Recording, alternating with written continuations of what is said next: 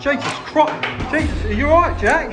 Jack, are you alright? I've got this gym rubber flooring. Hello, and welcome back to the Home Improvement Setup UK. Today we are doing some gym flooring.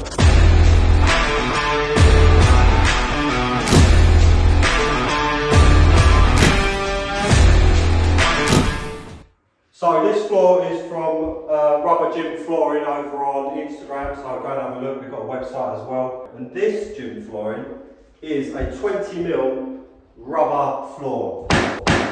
And the flooring is quality. So the tiles we've got are a 20mm rubber. They come in metre squares. They're laid flat to the floor. As long as your floor is nice and flat, put them straight on the deck and they hold themselves down. We're going to be fitting them as a half brick bond, so 50% bond on every row, and we're going to be coming straight off the back wall. There's only one thing to note: they're marked on one side, so the only thing you've got to do with these is this needs to stay exactly the same direction as you move along, so you get a nice tight fit when you finish them. Right, so we've set our first tile in place, metre square. Now we've got another tile. We've sat it in the direction with that white marker we was talking about. And what we're going to do is we're going to cut a 500mm piece, because these are exactly 1 metre. I'm just going to take a pencil, I'm just going to mark there. So when cutting these, all you need is a straight edge. This isn't exactly a straight edge, but it's going to work. And you're going to need some sharp blades, and that's all you need to cut these. Let's just double check this straight edge. Exactly 500 there. Exactly 500 there, so we're just going to hold that in place. And we're going to try and cut. See, I'm not trying to get through one, I'm just making multiple cuts. And I'm making sure I'm holding my knife flat rather than tilting it, because obviously we don't want the rubber cut off at an angle.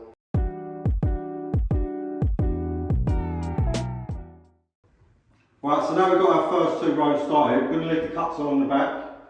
I'm sure everyone does it differently. We're just showing you how we're installing it. So we're going to get full tiles, always remembering that white marker facing the right way.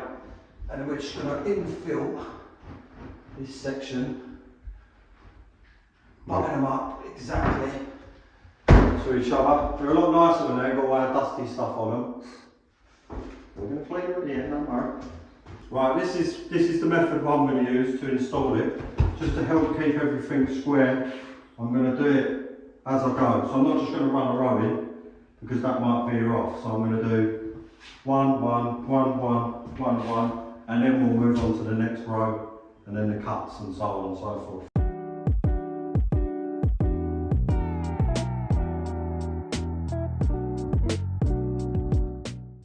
If you have a look here, this wall's got a slight twist in it. So we're touching all the way along here.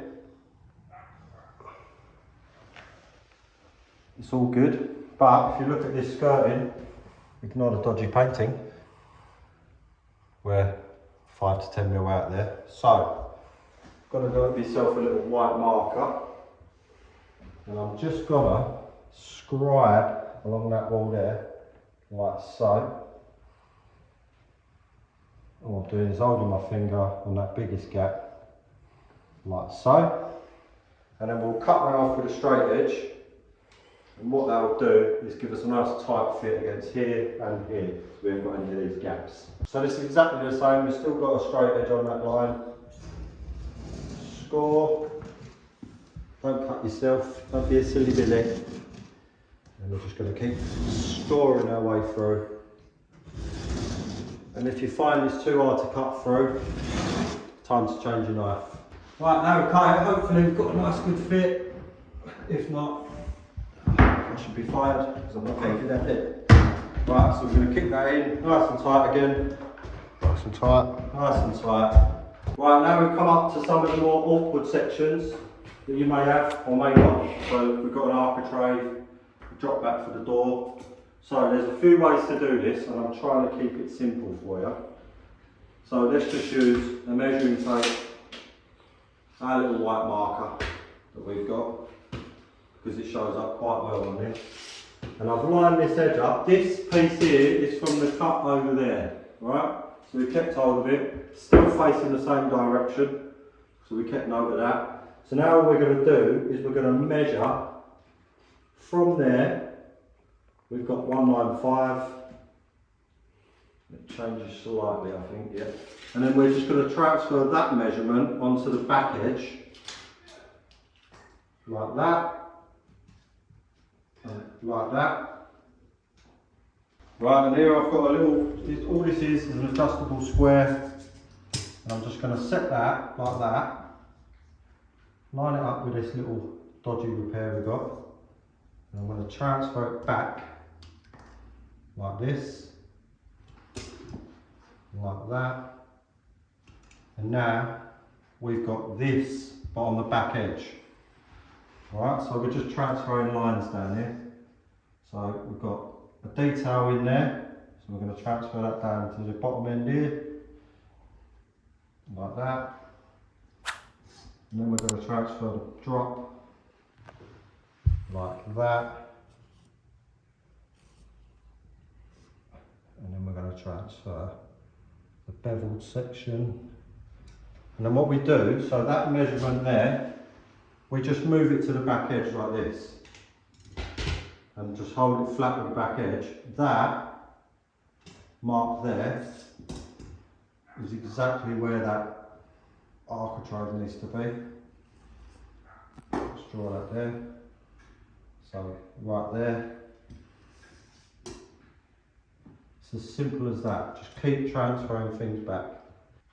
Now you can stencil that, maybe template it and move it back if you need to, but I'm pretty sure that's going to be pretty good. So the last measurement we want is a little drop back down here, so we're just going to do that now. Onto the back edge, that's our depths. Onto the back edge, like so. And then we get our little straighteners we've been using. This is a door bar, that's also straight and it has an edge. So it is technically a straight edge. We don't want that, we don't want that. So we're just going to run our blade through.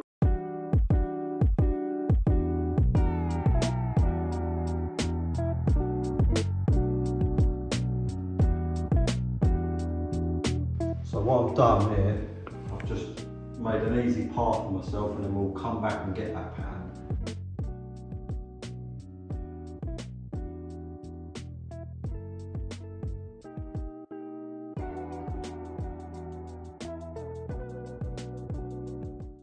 Right, so another little quick easy tip. So what I'm doing, so I don't make any mistakes, I'm sitting the tile in the direction it would go in, making my measurement. So here it's 616, and then I'm going onto the back edge, because that is going to move forward into there, and then I'm not going to forget. And then we're going to check the other corner. So there, oh, it actually goes up a fair bit here, so we've got 703. So this is why we check everywhere, 703. If we'd have cut that straight, it would have looked terrible. So mark there.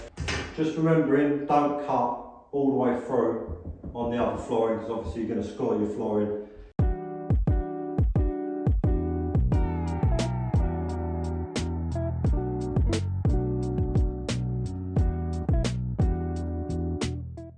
One last tip that I've completely skipped over, I should have mentioned it. We're fitting this a little bit tight, all these tiles, because what it helps do, as you can see, helps keep the floor in place. So we're just cutting it a millimetre or two big, and then we're bending it into place, and it just helps keep the floor trapped and in its actual position. It ain't going to go anywhere anyways because it's super heavy, but it's just another little tip to keep your floor where it's meant to be. Right, now we're moving along a bit more. I thought, what can I do so I haven't got to keep taking these out, so I can cut them without damaging the floor underneath. So I've got myself an old bit of 4x2, and I think This is the answer. So we marked it 2 or 3 times and then we sat it over this bit of wood and we finished the cut. As you can see, cuts like a dream. Right, so again, what we're doing, we're just picking the one prior up and we're just tucking it in like that. Just to make that a nice tight fit that we want. And I think it's a treat. Right, now we're on to the back strip, so we've got to cut both sides of this one. So what I'm going to do, I'm going to start with the 500, so that half bond that we're doing on this floor. You can lay these perfectly straight, I just prefer half bond, so I think it looks better. So we're going to do that 500 first.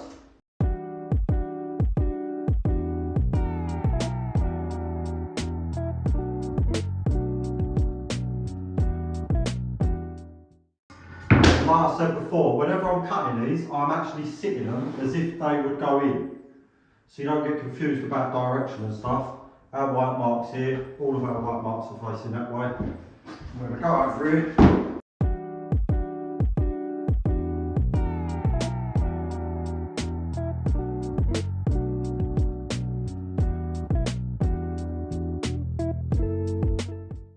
As you can see, we've got a lap there. I've made it too big. So I'm going to put my arm in the middle, I'm going to tuck that end in. Try not to rub it up and down the skirtings too much. And that's it, nice tight fit. Onto the full tile. Repeat, repeat, repeat. That's it now, we're coming to the last bit, last cut, last door frame. So, same as before, I'm going to cut the basic square. So we're going to pretend that this is a square here. And then we'll work out this little bit of detail on the drop there. So this method I'm doing, just remember it always transfers from the front measurement, goes over to the back, because that's what we're doing. So that's our little bit there, that's our wall. So we want to go to there with that, transfer that over, that's there.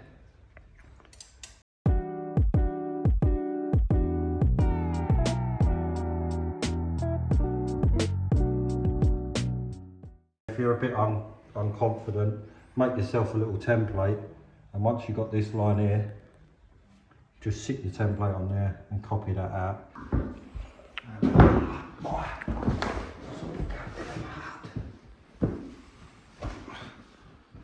Right, and that's what we're looking for. And even though we're going around that door frame, it's still slightly tight here, which is what we want.